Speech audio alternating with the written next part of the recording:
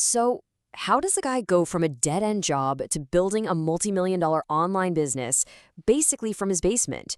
Well, we're going to break down the exact blueprint he used. Let's get right into it. All right, let's just start with the punchline. Over $2 million in online sales. I mean, that's a crazy number, right? But what makes this whole thing so mind-blowing isn't just the money. It's where he started. And there it is. This is where he was at.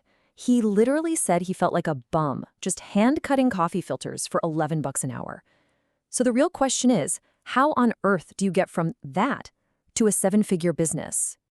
Okay, let's rewind a bit, because to really get how he pulled this off, you have to understand just how low things got. This was the fuel for the fire.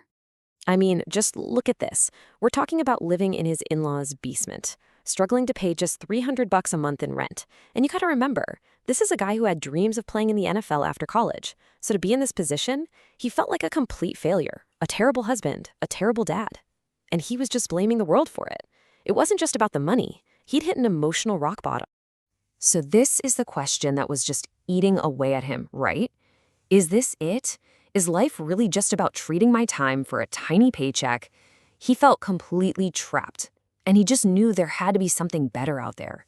And that one question, well, that's what started everything. And that search, it led him right into the world of digital marketing.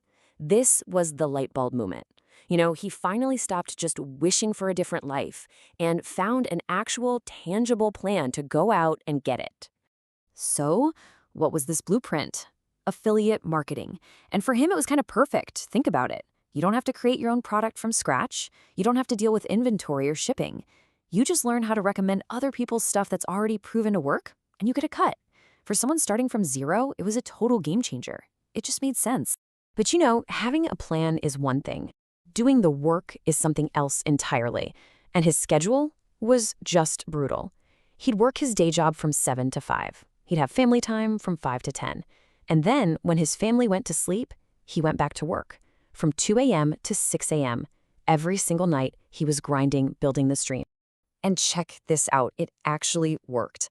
All those sleepless nights paid off. In just the first 8 months, he pulled in $100,000 from his side hustle. That's insane. This was the proof he needed. The plan was solid, the sacrifice was worth it, and he was finally on his way out. But this story gets even crazier.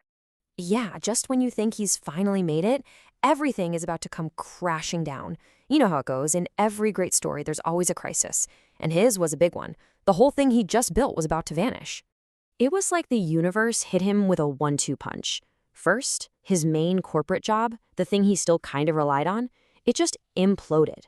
And literally at the same time, the affiliate company he was making all that money with, they just changed the rules on him overnight.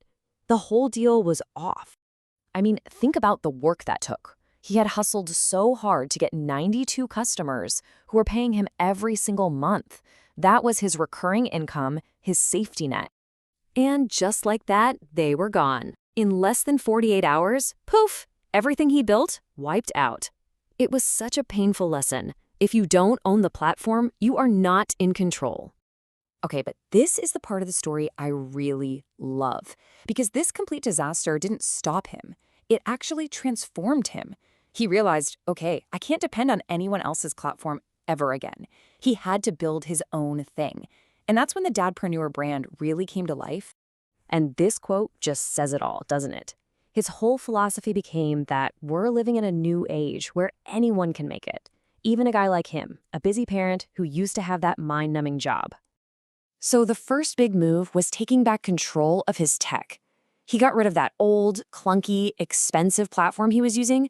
He was tired of trying to duct tape 5 different services together.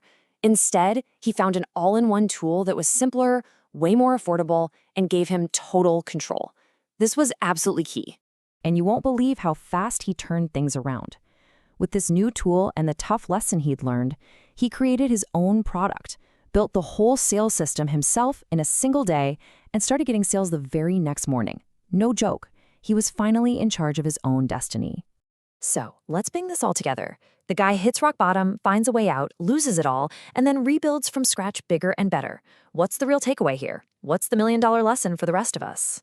Well, the payoff was huge. We're talking over $2 million in sales. He now has a team of 7 people working with him, but you know what he says is the most important thing?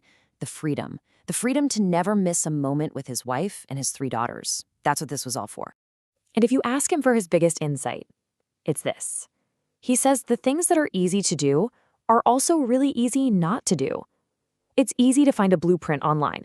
It's easy to sign up for a tool. But it's also really easy to just not do the work. He says you have to be in that 1% of the 1% that actually follows through. So, his number one piece of advice, the thing that wraps this all up, get comfortable being uncomfortable.